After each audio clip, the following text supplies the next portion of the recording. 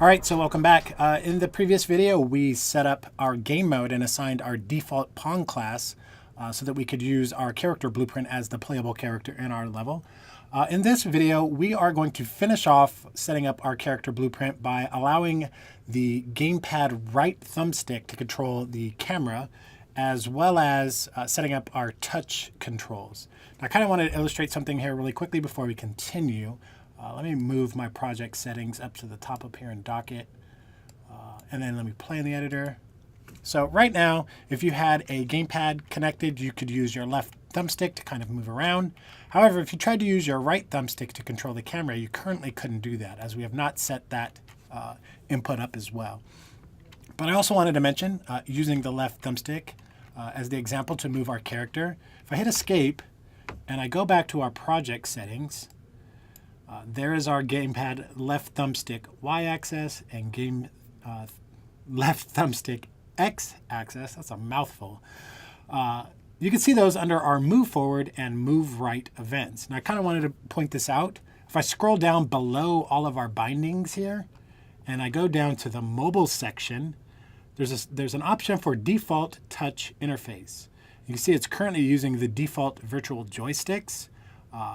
This actually resides inside the Engine Mobile Resources folder, which is part of the engine content that comes standard with Unreal Engine 4. So if I hit the magnifying glass here, that will allow me to browse to that asset in the content browser. So if I click that, there is that asset inside the content browser. And you can kind of see that it has exposed our engine folder, which you can go to the view options down here in the lower right. You can show or hide that. It's hidden by default. Just wanted to point that out really quickly. But all of these assets inside the engine folder are things that are used by the engine. Typically, you won't have to mess with them, but it's good to know that they are there. Specifically in this instance, the default virtual joysticks, if I double click on that to open it, you can see there's a section for controls. Now the 0 and 1, this represents the left thumbstick, and this represents the right thumbstick. If I expand these, and under 0, if I scroll down, there's a section for main input key. And look what's assigned to it, the gamepad left thumbstick x-axis. So we've already set this up for the main and alt input keys. We've already set these up to use our move forward event for that gamepad left thumbstick. So what this is essentially meaning, long story short, is that the touch interface for us for movement is already set up, as well as controlling the camera with our right thumbstick, which we'll set up in a moment. Those are already set up by default because we've already defined it with our gamepad controls. So there's not a lot that we need to do for our touch setup. So let's close this. We're not going to be changing anything in here. Just kind of wanted to show that really quickly. And let's also hide our engine content again, because we're not going to be touching anything inside engine content. And let's begin working on our character blueprint with the final controls that we need. So inside character, let's open character BP. Let's open it up. And let's see, the first thing that we're going to do, let's drag somewhere so we have some space to work. We're going to right click and we're going to search for turn rate, or turn, either one. And there's our axis event and our axis values. Again, we want the axis event. So let's grab our turn rate. Maybe mouse wheel in to zoom in a little bit. Let's also add our lookup rate while we're at it. So right click, search for lookup rate, and use our axis event there. Now what we're going to do is take our axis values that we get from our turn rate and lookup rate, and we're going to multiply that by a couple different things. The first thing we're going to multiply that by is the delta time in seconds, or how much time has occurred between frames. This will give us a smooth turn.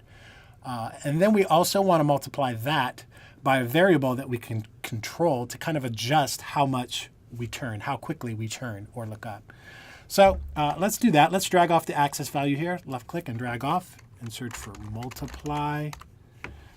We want float by float. You can see it's only giving us 2 pins. We can add additional pins if we'd like. So let's add a third pin. And for this first one, to use or to get the delta time in seconds, there's a function for that. We can right click and search for get world delta seconds. So there it is, get world delta seconds. like so. And let's plug that in, like so. And for this last one, we're going to right-click on this last pin here and promote that to a variable. And let's move it down so it's not hidden. And over in the details panel for this variable, let's rename it. Let's call this the base turn rate. Now we also want to make this editable so that we can edit it inside the level editor like we've done with our invert mouse control here. So let's make it editable. Let's give it a tooltip. Let's call it the amount to turn, or let's actually call it the default amount to turn. I think that's a good enough tooltip. And then we need to compile because we actually need to set a default value. So it says, please compile the blueprint. So let's go ahead and do that since it's asking so politely. Compile. Now we can set that base turn rate. See, it's currently set to 0. We're going to start out at about 200. Again, you can modify these values however you'd like. That's just one that I have experimented with and have found that works for me. So we're good. Let's go ahead and add the controller yaw input now. So we're going to right click, add controller yaw input.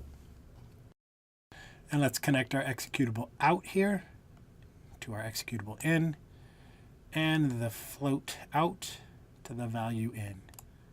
So we've done our yaw input. The pitch is going to be pretty much identical to this, except we're going to be adding the pitch input. So let's right click and add controller pitch. Controller pitch input. Like so. And we can get our world delta seconds again, and we can hold control and select our multiply node here. Hit Control C and Control V. And we can connect everything up like we have done up here. Let's grab our axis values, our axis value, and plug that into the multiply. Let's connect our executable here to the executable in. And let's connect our out result here to the in on our pitch input. Now for the third pin, we need to create another variable because we don't want to use the same variable as our base turn rate, obviously. So let's right click on this pin here and promote to variable. And let's call this the base look up rate. Going to move that down just a little bit so we can see it. Let's go up to the details panel, make it editable, and the tooltip, the default amount to look up. And let's hit compile to compile the blueprint. And let's assign our base lookup rate default value. We'll set that to 200 as well.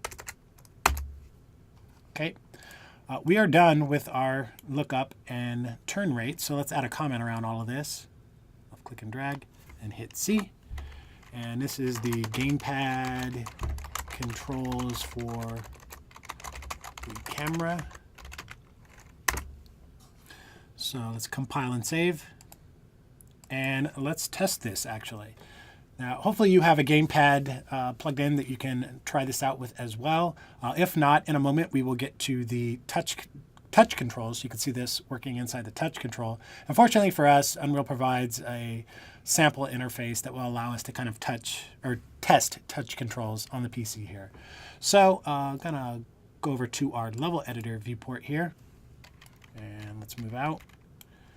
And inside the details panel with our character in our level selected, you can see there are our default values that we can adjust now if we want to change those values to anything. So I'm going to play in the editor here. And inside the editor, let me make sure that we have control. So, okay, that's my mouse. And now on my joystick, if I move to the right, I move to the right.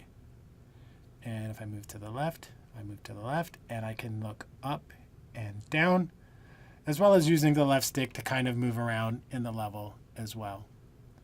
So our setup is good. The next thing that we need to do is provide our touch commands. Fortunately for us, the touch commands for movement and controlling the camera are already done, we do need to provide touch commands for jumping, because right now we have no way of jumping for a touch command. So let's go ahead and set that up, and we'll also test that inside the editor here as well. So to do that, back in the character blueprint here, let's go back to the character blueprint. And I'm going to right click and drag our graph over a little bit. Zoom out. Let's do it over here somewhere. So for this, let's right click and let's search for input touch. So let's search for input touch. Touch, that's what we want, is just touch. So select the touch node. Again, I think I kind of went by too fast. If you didn't see it, just search for touch. Touch. There it is. Touch is what you want. This option here. So event for when a finger presses, releases, or is moved on a touch device. That's the one we want. Now, the thing that we need to check, however, is with touch devices, you could have multiple fingers on a device at once. So what we want to do is determine whenever one finger touches the device, whenever the first finger touches the device, that's when we want the character to jump. So we don't want the character to jump if the player is touching it with multiple fingers. So to do that, we can use this finger index here. This is what tells us how many fingers are touching the device. So we can drag off of this, and we could search for equals, so hit 2 equal signs. And then down at the bottom, there's an enumerator. So if I select this enumerator, it's going to give us the options for up to 10 fingers touching the device. We want to leave it on 1. So whenever the first finger touches the device, it's going to give us a true or false, which we can hold B and left click to create a branch. And we can connect our condition here like so. And off the pressed, we can left click, drag that into the branch. And off of our true, we can jump. So let's search for jump, like so. There we go.